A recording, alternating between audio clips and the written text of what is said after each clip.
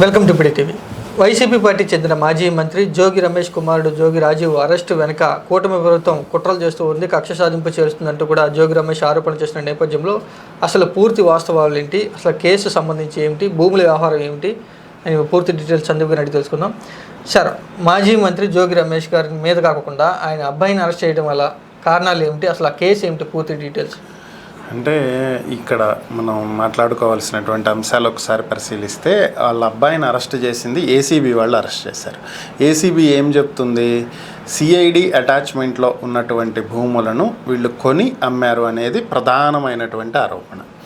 వాళ్ళ అబ్బాయిని అరెస్ట్ చేయడానికి గల కారణాలు ఏంటంటే, వీళ్ళు కొన్నప్పుడు వాళ్ళ అబ్బాయి పేరుతోటి వాళ్ళ బాబాయ్ పేరుతోటి రిజిస్ట్రేషన్ అయింది.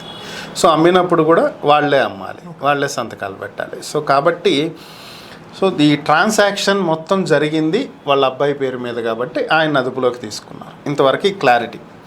సో అయితే ఈ భూముల విషయంలో జరిగింది ఏంటి, అసలు ఎందుకు ఇది ఒక ఇష్యూగా తయారైంది, ఇది రాజకీయ ప్రేరేపితమా కక్షపూరితమా అనేటువంటి అంశాలకు గనక వెళ్ళినట్లయితే, ఇక్కడ మనం గమనించినట్లయితే ఆల్రెడీ జోగి రమేష్ గారిని చంద్రబాబు గారి ఇంటి మీద దాడికి సంబంధించినటువంటి కేసులో నిన్న విచారణకు కూడా పిలిచారు.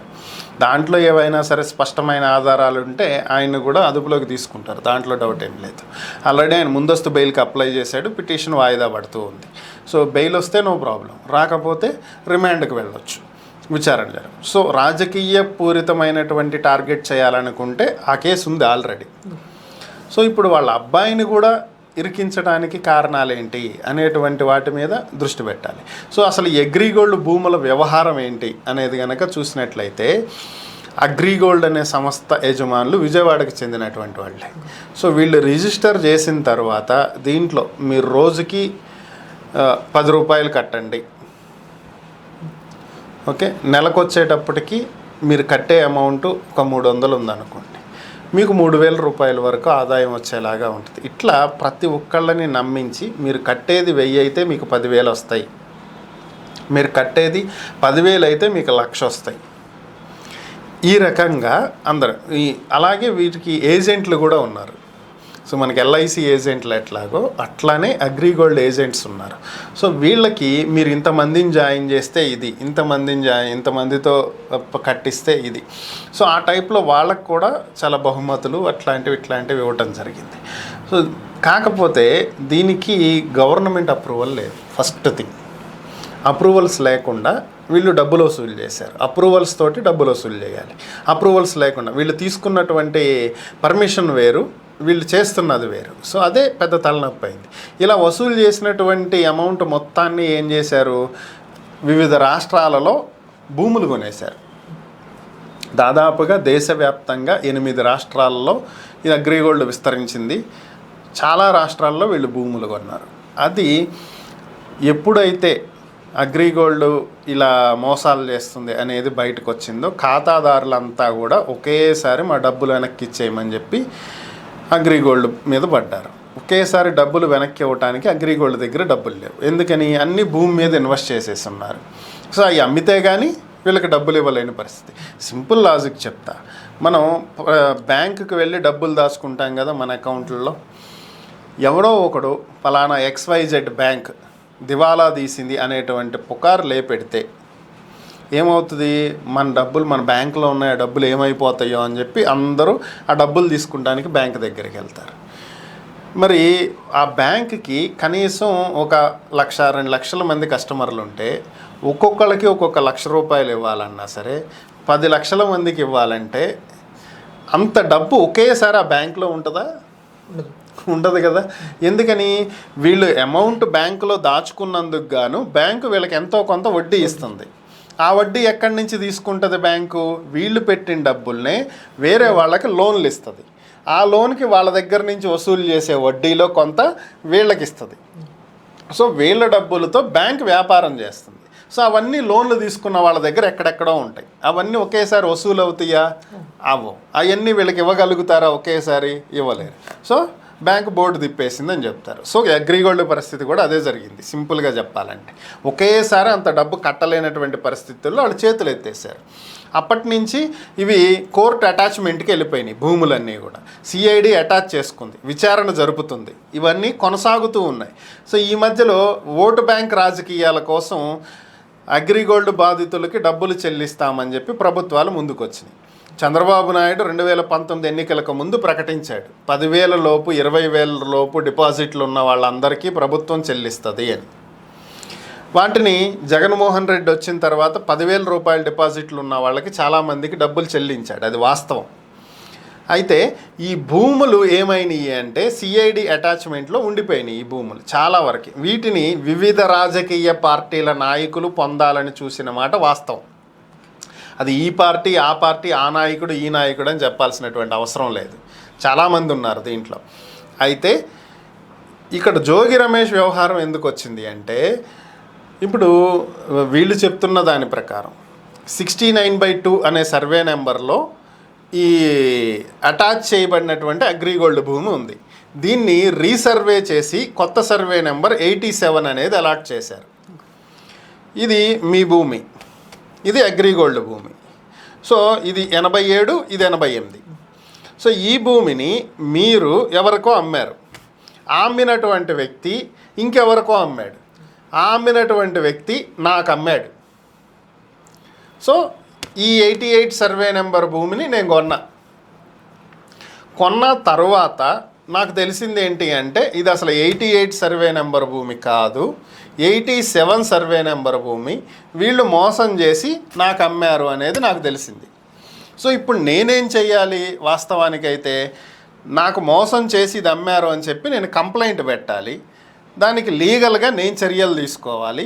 నాకు అమ్మినటువంటి వాళ్ళని నేను కోర్టుకి పిలిపించాలి, నేను సివిల్ కోర్టుకి పిలిపించి న్యాయమూర్తి గారు చెప్పేటువంటి డెసిషన్ని బట్టి ముందుకు పోవాలి. బట్ నేనేం చేశాను, నాకున్నటువంటి అధికారాన్ని అన్నింటినీ ఉపయోగించి ఈ 88 సర్వే నెంబర్ రాంగ్గా ఇచ్చాము రిజిస్ట్రేషన్ అప్పుడు, దీన్ని 87గా మార్చేయండి అని చెప్పాం. బట్ ఇక్కడ 87 అనేది అటాచ్మెంట్లో ఉన్నటువంటి భూమి అనేది ఫైండ్ అవుట్ చేయలే.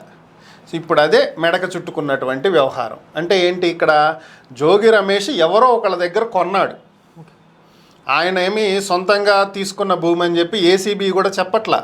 ఆయన సిఐడి అటాచ్మెంట్లో ఉన్నటువంటి భూములను కొని అమ్మాడు, ఇది వాళ్ళు చెప్తున్నటువంటి అంశం.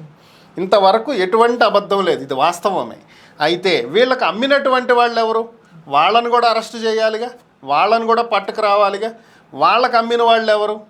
అసలు అది అటాచ్మెంట్లో ఉన్నటువంటి భూమి అని తెలిసి అది అగ్రిగోల్డ్ వాళ్ళది, అది గవర్నమెంట్ అటాచ్మెంట్లో ఉంది, దాన్ని రిజిస్ట్రేషన్ ఎట్లా చేశారు? రిజిస్ట్రేషన్ అధికారి ఎట్లా చేయగలుగుతాడు? అటాచ్మెంట్లో ఉన్న భూమిని ఆయన రిజిస్టర్ చేయకూడదు కదా. చేసినందుకు అప్పుడు చేసిన వ్యక్తి ఎవరున్నాడో అతన్ని కూడా అరెస్ట్ చేయాలి, అతను అవినీతికి పాల్పడినట్లే. సో సర్వేయర్ ఎవరు, రిజిస్ట్రార్ ఎవరు, వీళ్ళందరినీ ఈ కేసులో తీసుకురావాలి. సో వీళ్ళు ఫస్ట్ జోగి రమేష్కి అమ్మటం వాళ్ళ తప్పు, అది కొనటం ఈంది తప్పు.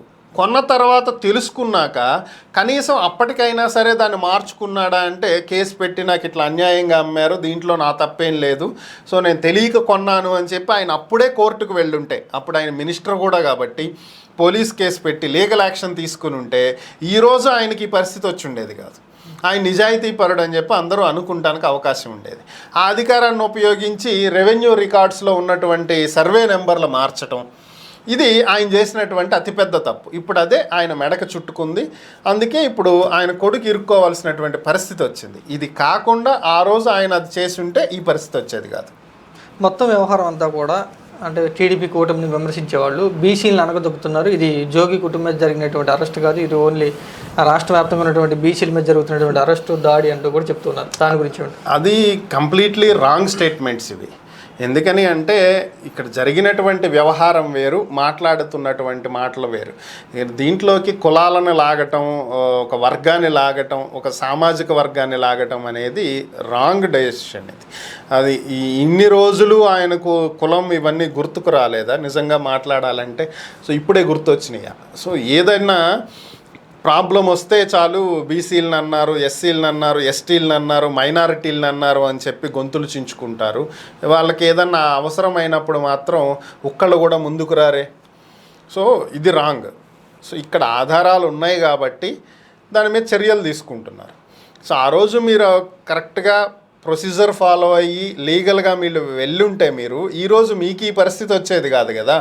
మీకు అమ్మినోడు ఎవరో అక్కడ వరకు ఆగేది. మీరు ఈరోజు చెప్పుకుంటానికి అవకాశం ఉండేది, నాకు తెలియక కొన్న తర్వాత నాకు తెలిసి ఇట్లా నేను లీగల్గా వెళ్ళాను, ఇదిగో నేను పెట్టిన కంప్లైంట్, కోర్టులో కేసు ఇదిగో అని చెప్పి మీరు చూపించడానికి అవకాశం ఉండేది. మీరు అది చెయ్యలేదు కదా. ఈరోజు బీసీల మీద దాడి అనటం అనేది మూర్ఖత్వం. కులాన్ని అడ్డు పెట్టుకుని కాపాడుకోవాలనేటువంటి ఒక ప్రయత్నం, ఒక సామాజిక వర్గాన్ని రెచ్చగొట్టేటువంటి ప్రయత్నం తప్ప వేరొకటి లేదు. సింపతి గేమ్ ఇది. సో అంతకుమించి ఏం లేదు. పైగా జోగి రమేష్ గారు ఇంకో మాట అన్నారు, ఈ సిఐడి అటాచ్మెంట్లో ఉన్నటువంటి అగ్రిగోల్డ్ భూములను చాలామంది కొన్నారు, చంద్రబాబు పక్కన ఉన్న వాళ్ళు కొన్నారు, లోకేష్ పక్కన ఉన్న వాళ్ళు కొన్నారు, టీడీపీ వాళ్ళు కొనలేదా అని అడిగి. సో అంటే మీ ఉద్దేశం ఏంటి? వాళ్ళు కొన్నారు కాబట్టి నేను కొన్నాను, దాంట్లో తప్పేముంది అనేదే కనిపిస్తుంది తప్ప మీరు చేసింది తప్పు అనేది మీరు ఒప్పుకోవట్లేదు కదా. ఇక్కడ ఇప్పుడు తప్పే, అవి కొనటం తప్పే అనేది మీకు తెలుసు. వాళ్ళు కొన్నారు కాబట్టి నేను కూడా కొన్నా, అది ఎంతవరకు న్యాయం? మీరే మీ తప్పుని ఇండైరెక్ట్గా ఒప్పుకుంటూ మళ్ళీ బీసీలను టార్గెట్ చేశారని మాట్లాడటం అనేది ఎంత మూర్ఖత్వం అది. అది రాంగ్ వర్డ్, రాంగ్ స్టేట్మెంట్. అది ఆయన చేసి ఉండకూడదు. ఒక మాజీ మంత్రి స్థాయిలో ఉండి కులాన్ని ఆపాదించడం అనేది కరెక్ట్ కాదు. ప్రస్తుతం కొడుకుని అరెస్ట్ చేశారు, నెక్స్ట్ జోగి రమేష్ని అరెస్ట్ చేయబోతున్నారంటూ కూడా వైసీపీ విమర్శిస్తుంది. అంటే జరిగే అవకాశం ఉంది, వైసీపీ నాయకులను తొక్కేస్తున్నారంటూ వైసీపీ చెప్తుంది. నిజంగా ప్రభుత్వం అన్ని ఆధారాలతో ముందుకు వెళ్తుందా లేదా కక్షపూరితంగా రాజకీయం చేస్తుందా ఈ సంఘటనలు చూస్తే? జనరల్గా ఈ పార్టీ వచ్చినప్పుడు ఆ పార్టీ విధానాలను తప్పుపట్టడం, ఆ పార్టీ వచ్చినప్పుడు ఈ పార్టీ విధానాలను తప్పుపట్టడం, ఇవన్నీ కామన్గా జరుగుతూ ఉండేవి. ఇదేం కొత్త ఏం కాదు, ఇది ఎప్పుడూ జరుగుతూనే ఉంటాయి. సో అలాగే ఏవైనా లొసుగులు ఉంటే బయటికి లాగుదాం, అరెస్ట్ చేద్దామని ఏ పార్టీ అయినా చూస్తుంది అధికారంలో ఉన్నప్పుడు. గతంలో వైసీపీ చూడలేదా? చంద్రబాబు నాయుడిని ఎలా అరెస్ట్ చేయించగలిగారు మీరు? ఎందుకు అరెస్ట్ చేయించారు? స్కిల్ డెవలప్మెంట్ కేసుకి సంబంధించి మీరు ఎట్లా అరెస్ట్ చేయించారు? దాంట్లో భారీగా ఆధారాలు ఉన్నాయి, ఇన్కమ్ ట్యాక్స్ కూడా నోటీస్ ఇచ్చింది, సమాధానాలు చెప్పమంది. వీళ్ళు ఎక్కడా కూడా ఎయిడ్ లేకుండానే వాళ్ళకి ఇంత డబ్బు ఇచ్చేశారు, అంత డబ్బు ఇచ్చేశారు, ఇది కేవలం సీఎంఓ నుంచి ఆర్డర్స్ వల్లే రిలీజ్ చేసినట్టు ఫైనాన్స్ సెక్రటరీ ఇక్కడ స్టేట్మెంట్ ఇవ్వడం జరిగింది. ఇలాంటివి పెట్టే కదా మీరు ఆ రోజు కేసు ఫైల్ చేసింది స్కిల్ డెవలప్మెంట్ కేసులో. మరి స్కిల్ డెవలప్మెంట్ కేసులో స్కిల్ సెంటర్సే లేకపోతే, స్కిల్ సెంటర్స్ అరేంజ్ చేయకుండానే వీళ్ళు నిధులు కేటాయించి ఉంటే, డబ్బు కేటాయించి ఉంటే సిమెన్స్ కంపెనీకి, సింపుల్ లాజిక్ నేను మాట్లాడుతున్నది, 2019 తర్వాత స్కిల్ డెవలప్మెంట్కి సంబంధించినటువంటి విభాగాల్లో వైఎస్ఆర్ కాంగ్రెస్ పార్టీ నేరుగా ప్రకటించుకుంది సెంట్రల్ గవర్నమెంట్ నుంచి ఏపీకి ఈ అవార్డు వచ్చింది, ఆ అవార్డు వచ్చింది, మనం ఫస్ట్ ప్లేస్లో ఉన్నాం అని చెప్పి. మరి ఏ సెంటర్లో లేకుండా మీకు అంతమంది యువత స్కిల్ డెవలప్మెంట్ కంప్లీట్ చేసి బయటికి రాకుండా అవార్డులు ఎక్కడి నుంచి వచ్చినాయి మీకు? అవి బోగస్గా తెచ్చుకున్నారా, కొనుక్కొచ్చుకున్నారా, లేకపోతే ప్రకటించుకున్నారా? లేదు కదా, ఇస్తేనే కదా వచ్చింది. ఇచ్చినవి అంటే ఇక్కడ ట్రైనింగ్ అయ్యి బయటకు వచ్చారనే కదా అర్థం. ట్రైనింగ్ అయ్యింది అంటే సెంటర్ ఉందనే కదా అర్థం. సెంటర్ ఉంది అంటే దానికి ఇన్వెస్ట్మెంట్ పెడితేనే సెంటర్ వస్తుంది కదా. ఆ డబ్బే కదా గవర్నమెంట్ ఇచ్చింది. అది మినిమం లాజిక్. ఎక్కడైనా సరే లూప్ హోల్ దొరికితే దాని ద్వారా కక్ష సాధింపు చర్యలకు పాల్పడాలని ఏ ప్రభుత్వం అయినా చూస్తుంది. గతంలో వాళ్ళు చేసింది అదే, ఇప్పుడు వీళ్ళు చేస్తున్నది అదే. కాకపోతే ఒక్కటే డిఫరెన్స్ ఏంటంటే వాళ్ళు ఏదైనా చిన్నది దొరకగానే హడావిడి చేసి అరెస్ట్ చేసి హంగామా చేసేవాళ్ళు వైసీపీలో. వీళ్ళు ఏంటంటే కాస్త ఆచితూచి అడుగులు వేస్తూ పూర్తిగా ఆధారాలన్నీ రాబట్టుకున్న తర్వాత ఇవి బలమైనటువంటి ఆధారాలు, ఇక దీంట్లోకి వెళ్తే దాదాపుగా బయటకు వచ్చే అవకాశం ఉండదు, ఖచ్చితంగా శిక్ష పట్టమో ఫైన్ పట్టమో ఇలాంటివి ఏవో ఒకటి జరిగేదాకా వచ్చే ఛాన్స్ ఉంటుంది అనుకున్న వాటినే పట్టుకుని ఇరికిస్తున్నారు. అంతే తప్ప ఏదో ఆషామాషిగా ఏదో చిన్నది దొరికింది పెట్టేద్దాం అనేటువంటి హడావిడి లేకుండా చాలా నీట్గా పద్ధతిగా వెతికి దొరికిన వాటిని తీసుకొచ్చి పెడుతున్నారు. అదైతే వాస్తవమే, దీంట్లో డౌట్ ఏం లేదు. వాళ్ళు చేసింది అదే, వీళ్ళు చేస్తున్నది అదే. దీంట్లో ఎవరు అతీతులేం కాదు. వైసీపీ వాళ్ళు చేసింది కూడా అదే, టీడీపీ వాళ్ళు చేస్తుంది కూడా అదే. Okay, thank you sir. కూటమి ప్రభుత్వం వచ్చిన తర్వాత వైసీపీకి చెందిన మాజీ మంత్రి జోగి రమేష్ ఈ భూముల కొనుగోలు వ్యవహారంలో పక్కా ఆధారాలు ఉన్నాయి కాబట్టి ప్రభుత్వం జోగి రమేష్ కుమార్ని అరెస్ట్ చేశారని చెప్తున్నారు.